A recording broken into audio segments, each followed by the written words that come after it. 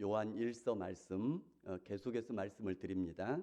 복음의 1세대들은 다 돌아갔습니다.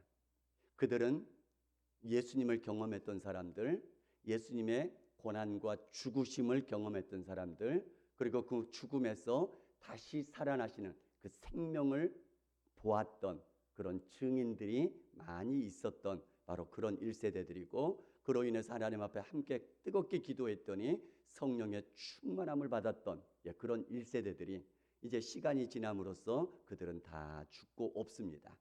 그리고 나서 교회는 그 다음 세대들, 2세대들이 교회의 주축이 되었는데, 이 교회의 복음의 2세대들은 1세대들에 비해서 복음의 확신도 떨어지고 뜨거움도 덜하고, 그리고 점점 굳어져 가고 형식화되어져 가는 이런 2세대들로 교회의 주축이 되어져 있는 상황입니다. 그들을 향하여서 복음의 1세대의 마지막 증인이었던 사도 요한이 그들을 향해서 말씀해 주시는 것이 바로 이 요한 1서의 말씀입니다. 그들에게 말씀하십니다.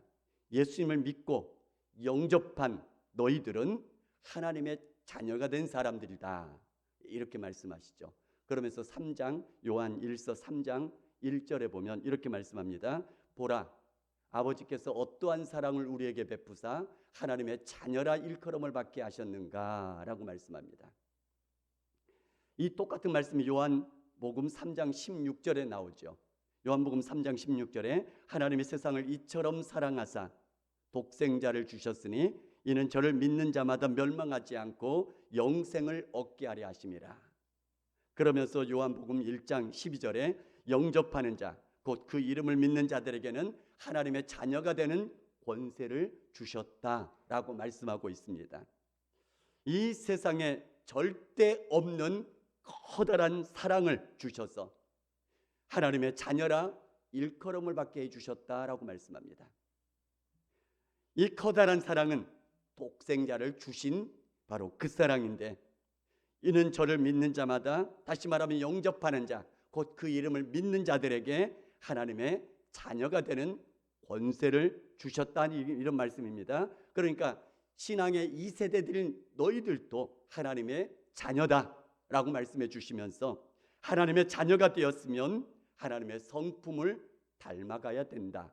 그런데 그 하나님의 성품이 뭐냐? 바로 사랑의 성품이요 사랑의 삶이다 라고 말씀하고 있습니다.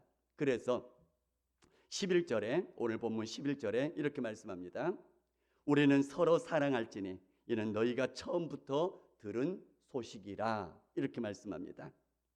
하나님을 믿는 우리들, 하나님의 자녀가 된 우리들은 서로 사랑하는 것이 마땅하다라고 얘기를 합니다. 이것은 우리가 예수님을 믿고 하나님의 자녀가 된 바로 그 처음부터 들은 소식이라. 다시 말하면 이 서로 사랑하라, 이것은 복음의 핵심 메시지란 얘기입니다. 처음부터 들은 거란 얘기입니다. 이 복음이라는 것이 무엇이죠? 우리가 잘 아는 것처럼 하나님 아버지 입장에서는 우리를 그렇게 사랑하셨기 때문에 하나밖에 없는 그 가장 소중한 독생자 예수를 우리를 대신해서 우리 때문에 바로 십자가 죽음에 내어주신 바로 그 사랑이 복음이란 얘기입니다. 예수님의 입장에서도 우리를 사랑한 그 사랑 때문에 죽기까지 십자가를 지시고 피 흘려주시고 대신해서 죽어주신 그 사랑, 그것이 바로 복음이란 얘기입니다. 이것이 바로 복음의 본질. 그 복음의 본질에는 뭐가 있다고요? 사랑이 있더란 얘기입니다. 하나님의 자녀로서 사랑하는 것, 서로 사랑하는 것, 이것이 마땅한 것이고 당연한 것이다 라고 말씀하고 있습니다. 그러면서 오늘 본문에서는 그 반대적인 예를 들어서 설명을 하는데, 가인과 같이 하지 말라라고 말씀합니다. 가인은 자기의 행위는 악하고 그의 아우의 행위는 의로움으로 그 아우를 죽인 것이다, 이렇게 말씀하고 있습니다. 시기와 질투로 그 아우를 죽였다는 얘기죠. 의로운 아우를 제거해 버림으로써 자기의 악함을 덮으려고 그 아우를 죽였다는 얘기죠. 다시 말하면 의로움에 대한 미움에서부터 출발해서 그 아우를 죽이게 된 것이란 얘기입니다. 그러니까 사랑과는 정반대가 되는 것이죠. 빛이 어둠의 일을 드러내게 됩니다. 때문에 어둠은 빛을 미워하게 되어 있다는 얘기입니다. 예수님 당시 종교 지도자들인 대제사장들, 서기관들, 바리새인들도 보시기 바랍니다. 예수님을 죽인 이유가 무엇이냐면 의에 대한 미움에서부터 비롯된 것이라는 얘기입니다. 요한복음 10장 31절에서 33절에 이렇게 말씀합니다. 유대인들이 다시 돌을 들어 치려 하거늘 예수께서 대답하시되 내가 아버지로 말미암아 여러 가지 선한 일로 너희에게 보였거늘 그 중에 어떤 일로 나를 돌로 치려 하느냐. 유대인들이 대답하되 선한 일로 말미암아 우리가 너를 돌로 치려는 것이 아니라 신성 모독으로 인함이니 내가 사람이 되어 자칭 하나님이라 함이로라. 바로 어떤 선한 일들 이게 아니란 얘기입니다. 바로 의에 대한 미움 때문에 여기에서부터 이런 죽이는 것들이 시작이 되는데 이것은 사랑과는 정반대의 일들이 나타나는 것이죠. 그래서 13절에 이렇게 말씀합니다. 형제들아 세상이 너희를 미워하여도 이상히 여기지 말라라고 말씀합니다. 빛을 미워하는 어둠의 속성이 나타난 것뿐이다라는 것이죠. 이 세상은 어둠에 속해 있고 우리는 예수님을 믿고 영접한 우리들은 예수님을 믿고 영접한 너희들은 바로 빛으로 오신 주님께 속해 있기 때문에 의로운 삶은 세상에 미움을 받는 것이 마땅한 것이다. 그러니까 이상하게 여기지 말라라고 얘기를 합니다. 오늘날도 세상 믿지 않는 사람들이 희한하게 교회를 미워해요. 희한하게 교회에 조금만 잘못만 나타나면 그것들을 굉장히 죄송합니다. 이런 표현을 써서 물고 늘어 뜯으려고 하죠. 세상 사람들이 그런 악한 일들 할 때는 별로 그렇게 얘기 안 해요. 그런데 교회에서 그렇게 얘기를 하면 온 세상 사람들이 다 달려드는 것 같죠. 왜요? 다르기 때문에 그렇다는 얘기입니다. 그런데 그것을 이상하게 여기지 말라라고 얘기하면서 그러면서 너희들이 가인처럼 미워하지 말라라고 말씀하십니다. 15절에 미워하는 자는 살인하는 자요 살인하는 자마다 영생이 그 속에 거하지 아니한 것이다 라고 말씀하고 있습니다. 살인은 칼에서부터 시작되는 것이 아니라 살인은 어디에서부터 시작되는 것이라고요? 마음에서부터요. 미움에서부터. 거기서부터 시작이 되는 것이다 라고 말씀하는 것입니다. 14절에 사랑하지 아니하는 자는 사망에 머물러 있느니라 라고 말씀하고 있습니다. 사랑하지 아니하는 자는 어디에 여전히 머물러 있다고요? 사망에 머물러 있다고요.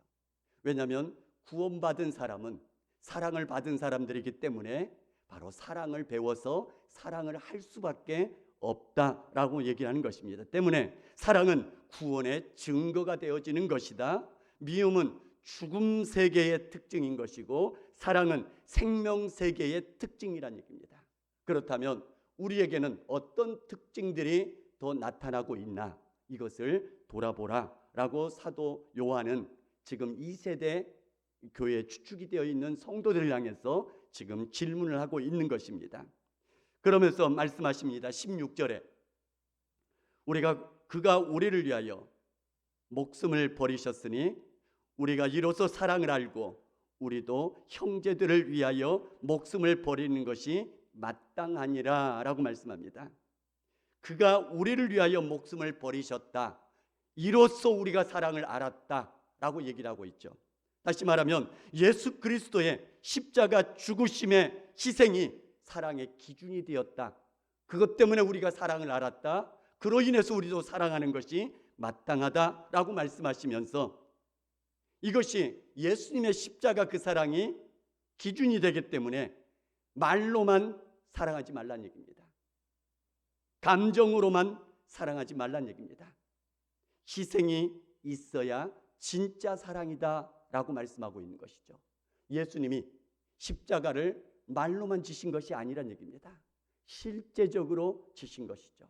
실제 희생으로 지신 것, 바로 이것이 진짜 사랑이기 때문에 우리가 사랑을 배워서 사랑하는 것이 마땅한데, 그러면 그 사랑을 말과 혀로만 사랑하는 것이 아니라 그 사랑의 기준을 배워서 우리도 우리 자신의 것들을 희생함으로써 사랑하는 것, 이것이 마땅하다라고 말씀하고 있습니다.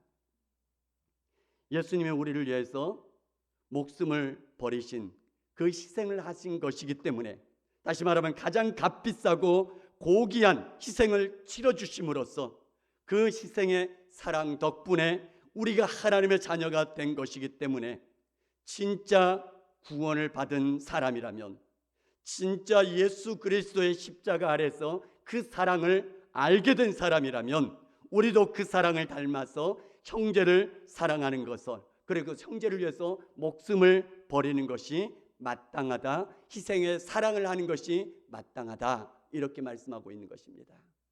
우리 모두가 다 우리 주님의 그 사랑을 배운 사람으로서, 그 사랑을 알게 된 사람으로서, 그 사랑을 닮아서 희생의 사랑을 베풀면서 나누면서 그렇게 살아갈 수 있기를 주님의 이름으로 축복합니다. 자, 그런데 오늘 말씀에 보면 형제들을 위해서 희생의 사랑을 하는 것이 마땅한데, 오늘 말씀에 쭉 논지를 보면요, 거대하고 거창한 그런 희생의 사랑, 그것만이 아니라 오늘 말씀에서는 실제적인 나눔에서부터, 즉 작은 희생으로부터 사랑하는 것이 마땅하다, 이렇게 말씀하고 있습니다. 17절에 이렇게 말씀하시죠. 형제의 궁핍함을 보고도 도와줄 마음을 닫지 말라라는 말씀입니다. 다시 말하면 형제의 궁핍함을 보고 도와줄 마음을 열어라. 말과 혀로만 사랑하지 말고 행함과 진실함으로 사랑해야 된다라고 말씀하고 있는 것입니다. 행함은 우리가 잘 아는 것처럼 실제 행동으로 사랑을 보여주란 얘기입니다. 실제 행동으로 사랑을 나타내란 얘기입니다. 실천하란 얘기죠. 동시에 행함으로 뿐만 아니라 동시에 진실함으로, 다시 말하면 진실한 마음까지 담아서 사랑하란 얘기입니다. 마음이 없이 의무감으로만 하지 말란 얘기입니다. 다른 사람들에게 선한 나의 이미지를 보이기 위해서 하지 말란 얘기입니다. 진짜 긍휼히 여기는 그 마음으로, 진실함으로, 행함으로 그렇게 사랑하라, 이렇게 말씀하고 있습니다. 만약에 우리가 진실한 마음이 없이 뭔가를 행하고 나누게 된다면 때로는 가식적인 내용이 되기도 쉽습니다. 진실한 마음이 없이 겉으로만 하게 된다면 오히려 받는 사람들이 상처를 받을 수도 있다는 얘기입니다. 때문에 우리가 행함으로도 하지만 진실함을 담아서 해야 되는 이유가 뭐냐면, 바로 그 어려운 형제들을 생각해 주는 마음으로, 그 형제들의 입장에서 위해 주는 마음으로, 그러면서도 조심스러운 마음으로 그렇게 사랑을 베푸는 것, 이렇게 행함과 진실함으로 사랑하라, 이렇게 말씀하고 있습니다. 때문에 우리는 거대한 희생의 사랑, 이것만 생각하지 마시기 바라고요. 가장 우리에게 소소한 것들, 예를 들자면 돈을 베풀어 줄 수도 있어야 될 것이고요, 우리의 시간을 내어줄 수도 있어야 될 것이고요, 우리가 몸으로 우리가 희생하면서 뭔가를 도와줄 수도 있어야 될 것이고요, 때로는 이것들이 다 섞여서 사랑을 나누어 주는 경우들도 많이 있는 것들을 보게 되어집니다. 대표적으로 예수님께서 말씀하셨던 선한 사마리아인의 비유를 보시기 바랍니다. 강도를 만나서 거반 죽게 된 사람, 그 사람을 향해서 이 사마리아인이 뭘 했죠? 불쌍히 여겨서 다가갔죠. 그리고는 자신의 기름과 포도주로 응급처치를 해줍니다. 그리고는 상체를 싸매줬고 자신의 짐승에 그 사람을 대신 태워서 데려갔죠. 그리고는 여관에 들려서, 주막에 들려서 직접 하룻밤을 돌봐줍니다. 그리고 다음 날 떠나갈 때에 2 데나리온을 그 그 주인에게 주면서 치료해 주라. 자기의 돈을 치르게 되었죠. 그러면서 이것도 부족하면 내가 돌아올 때에 다 갚아주겠다 책임감까지 보여준 그 사랑이더란 얘기입니다. 그러면 이렇게 사랑한 결과가 그럼 어떻게 되느냐? 행함과 진실함으로 사랑하면 우리가 진리에 속한 줄 알게 될 것이고, 마음을 주 앞에서 굳세게 할 것이고, 하나님 앞에서 담대함을 얻게 될 것이다 라고 말씀하고 있습니다. 저희 노예에 소속되어 있던 목사님 중에 한 분이 이런 간증을 한 것을 들어봤습니다. 전도사 때일 것입니다. 젊었을 때에 지도하여 하던 학교, 교회 학생들을 데리고 어느 바닷가로 수련을 갔답니다. 그런데 그 데려갔던 학생들 말고 다른 어떤 아이가 바닷물에 빠져 죽으려고 하는데 본인이 거기에서 목숨 걸고 뛰어들어가서 그 아이를 살려내 왔답니다. 그냥 놔뒀으면 죽었을 텐데요. 그 이후에 그 목사님 마음속에 이런 마음이 있대요. 자기는 이제 하나님 앞에 가도 담대하다. 생명 살렸다. 이런 마음이 지금도 그렇게 뿌듯하게 든대요. 안 해보셨죠? 저도 안 해봐서 몰라요. 근데 해보신 분들은 그게 담대함으로 그 마음을 꼭 붙잡고 있다. 그런 얘기를 하시는 걸 들어본 적이 있습니다. 사랑하면 담대함으로 하나님 앞에 설 수 있게 해주신다 말씀하십니다. 또 행함과 진실함으로 사랑하면 무엇이든지 구하는 바를 주님께 받게 되는데 이는 그의 계명을 지키고 그의 기뻐하심을 행하기 때문이다 라고 얘기를 합니다. 무엇이든지 구하면 받게 된다라고 말씀하십니다. 그의 계명이 뭐라고요? 서로 사랑하는 것이다 말씀하시고요.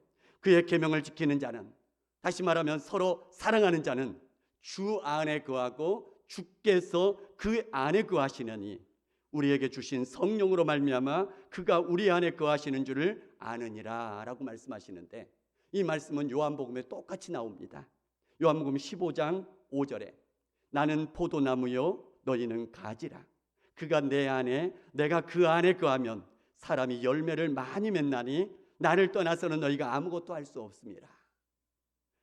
15장 7절에 너희가 내 안에 거하고 내 말이 너희 안에 거하면 무엇이든지 원하는 대로 구하라 그리하면 이루리라 말씀하십니다. 그리고 마지막에 15장 8절에 너희가 열매를 많이 맺으면 내 아버지께서 영광을 받으실 것이요 너희는 내 제자가 되리라.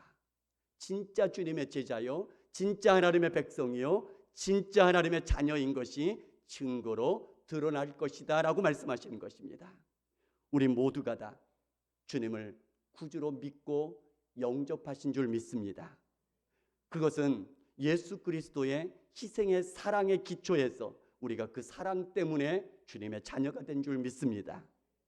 우리가 그 사랑을 입었다면 우리도 그 사랑을 닮아서 바로 희생의 사랑, 행함과 진실함으로 우리 주변에 내가 할 수 있는 범위 안에서, 그러니까 내가 할 수 있는 범위를 넘어서는 거 할 수 없습니다.